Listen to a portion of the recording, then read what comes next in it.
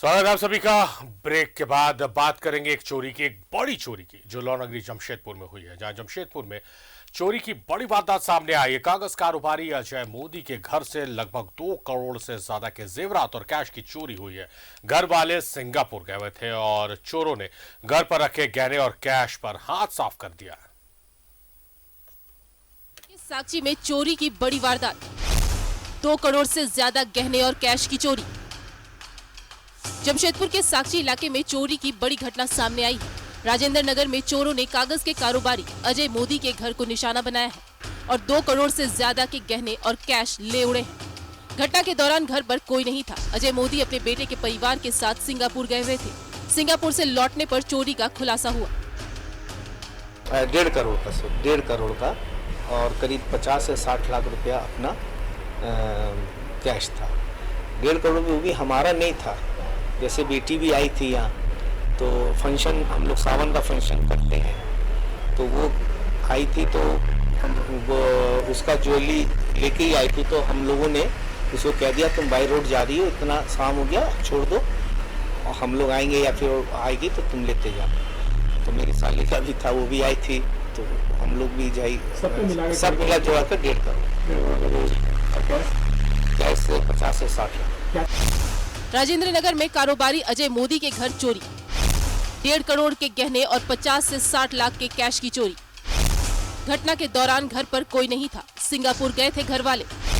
29 सितंबर को घर से सिंगापुर के लिए निकले थे घर वाले। छुट्टियां मनाकर रविवार को ही वापस लौटे घर वाले। अजय मोदी का कागज का कारोबार है। घर के नीचे ही मोहित इंटरप्राइजेस के नाम से दुकान भी है। वहीं अजय मोदी के जिस घर में चोरी हुई है, उसके नीचे उनके चाचा रहते हैं। ऊपर वाले तल्ले पर दूसरे चाचा रहते हैं। पीछे के बाथरूम की खिड़की को तोड़कर चोर अंदर घुसे थे और लॉकर तोड़कर गहने और कैश लेकर चलते बने। वो अब बाथरूम का गेट, बाथरूम का जो विंडो है, उसी को काट के उसने अंदर घुसाया, क्योंकि विंडो अभी कटा हुआ है। ऐसा कैसा है, लेकिन विंडो कटा हुआ है, वो आप देख सकते हैं। जानकारी मिली है कि एक घर में चोरी हुआ है। इसकी जानकारी हुई है, अभी जांच शुरू किए हैं, आगे की कार्रवाई की जा रही है। कागज के कारोबारी अजय मोदी के घर चोरी की बड़ी वारदात से हड़कंप मचा हुआ है। बिल्डिंग के ऊपरी और नीचे तल्ले में रिश्तेदार ही रहते हैं, लेकिन उन्हें चोरी की भनक तक नहीं लगी। फिलहाल पुलिस मामले की जांच कर रही है। न्यूज़ 11 भारत के लिए जमशेदपुर से प्रभात की रिपोर्ट। तो बड़ी चोरी हुई है जमशेदपुर में, 2 करोड़ की चोरी हुई है। परिवार सिंगापुर गया हुआ था, जब वापस लौटा तो ये खुलासा हुआ है। सीधे रुख करेंगे जमशेदपुर का। प्रभात हमारे सहयोगी हमारे साथ लाइव जुड़े हुए हैं। प्रभात, इस घटना की खबर आपने की, आपने रिपोर्ट की, आपने पुलिस, पीड़ित सब लोगों से बात की।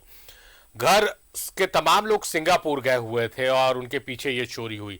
क्या पुलिस इस एंगल पर जांच करे कि घर का भेदी लंका ढाए वाली हिसाब किताब यहां पर हुआ है? क्योंकि किसी को जिसने चोरी की है या चोरों को इसकी जानकारी दी, उसे पता था कि घर में कैश और जेवरात करोड़ों के रखे हुए हैं। क्या इस एंगल को भी ख्याल में रखा जा रहा है? बिल्कुल शारिफ, देखिए इस एंगल्स पे भी पुलिस जांच कर रही है, लेकिन जिस तरीके से चोरी की घटना को अंजाम दिया गया है, तो ये हम कह सकते हैं कि 29 तारीख को जब ये लोग पूरे परिवार सिंगापुर गए थे, तो उस वक्त 3 तल्ला मकान है, नीचे में उनके चाचा रहते हैं, बीच में ये रहते थे, उसके ऊपर उनके भाई रहते थे। तो कहीं ना कहीं एक शक का दायरा भी जाता है कि आखिर परिवार के लोग थे यहाँ पे। उसके बाद बीच के फ्लोर पे चोर घुसता है, किचन के ग्रिल काट कर और चोरी की घटना को अंजाम देकर चला जाता है। लेकिन सवाल ये भी उठता है कि चूंकि 29 तारीख को गए थे, इस बीच में दुर्गा पूजा का महोत्सव भी था, और जो राजेंद्र नगर में जो है वो थोड़ा पॉश इलाका है, वहाँ पूजा भी होती है। तो निश्चित है कि पूजा के वक्त हो सकता है कि बाजा बज रहे होंगे या फिर माइक की आवाज़ हो रही हो, तो ये इसके कारण वो आवाज़ वो या ग्रिल काटने की आवाज़ या अन्य आवाज़ नहीं पहुंची। लेकिन जो पुलिस है आज पूरी मामले की तफ्तीश में जुटी हुई है और जो सीसीटीवी फुटेज भी खंगालने का प्रयास कर रही है। साथ ही साथ जो घर के लोग हैं जो नीचे के फ्लोर में रहते हैं, वो उनके चाचा या उनके भाई जो ऊपर के फ्लोर में, तो उनसे भी पूछताछ करी। लेकिन अगर हम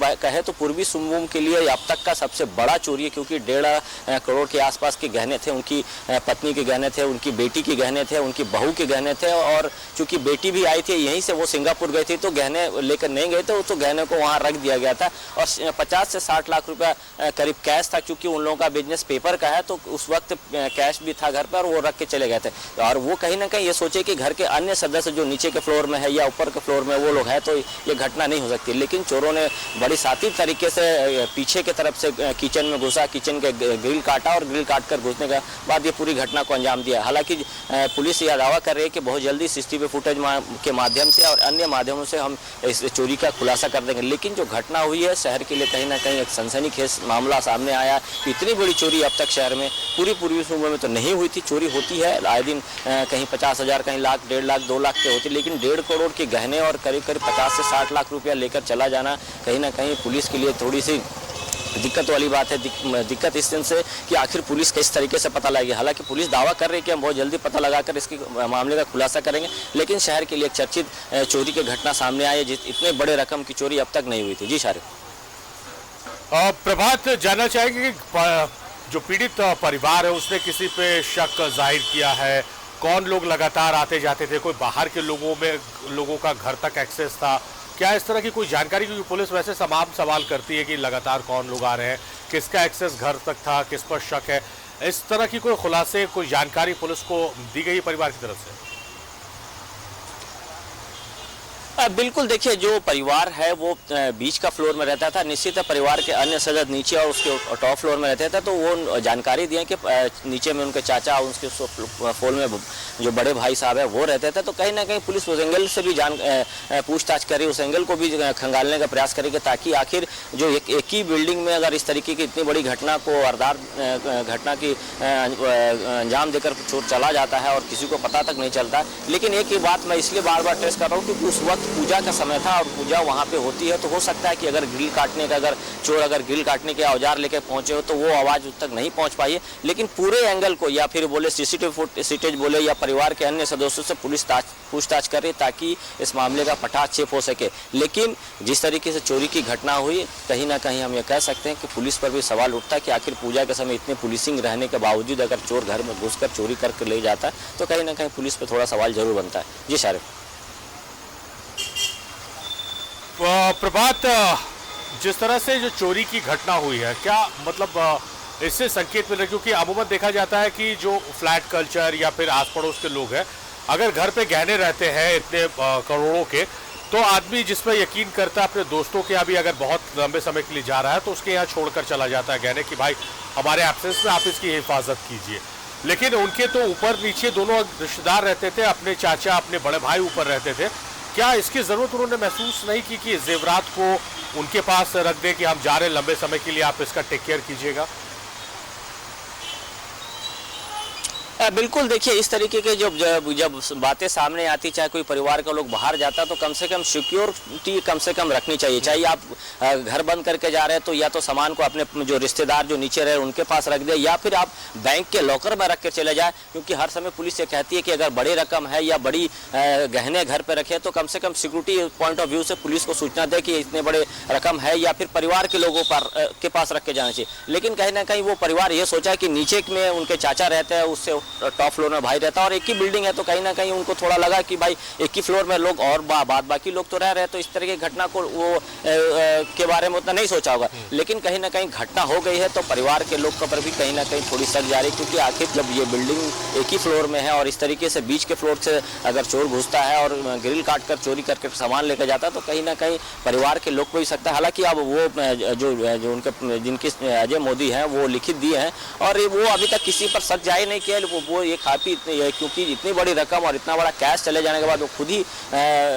बेहोश जैसा हो गए और उनको समझ में नहीं आ रहा, पूरा परिवार रो के बुरा हाल है। अब देखिए पुलिस क्या करती है, लेकिन कहीं ना कहीं अगर इतनी बड़ी रकम या इस तरह के गहने हैं तो कम से कम जो परिवार के लोग उन्हें कम से कम सिक्योर करना चाहिए, या तो बैंक में रख दे या तो परिवार के लोग जो हैं साथ में रहने वाले हैं उनको कम से कम देकर जाए, ताकि अगर क्योंकि इस तरीके की घटनाएं हर समय होती रहती, क्योंकि चोर जो है वो फिराक में रहता है कि कौन सा घर बंद है, क्योंकि कहीं ना कहीं जो क्षेत्र है, जो फ्लैट कल्चर है या फिर अपार्टमेंट का एरिया है, वहाँ इस तरीके के छोटे छोटे बच्चे को पिछले दिनों ये बच्चा चोर को ही काफ़ी सीतगोड़ा पुलिस ने पकड़ा था और खुलासा किया था, क्योंकि बच्चों को ही रेकी कराकर चोरी कराया जाता था।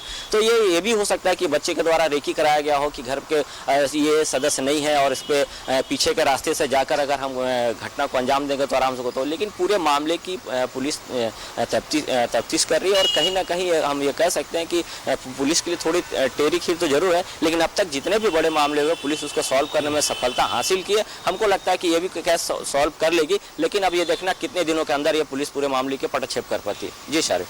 चलिए इंतजार करना होगा प्रभात की पुलिस आखिर इस मामले का खुलासा कब तक करती है और खुलासा क्या करती है। बहुत शुक्रिया आपका तमाम जानकारियों के लिए।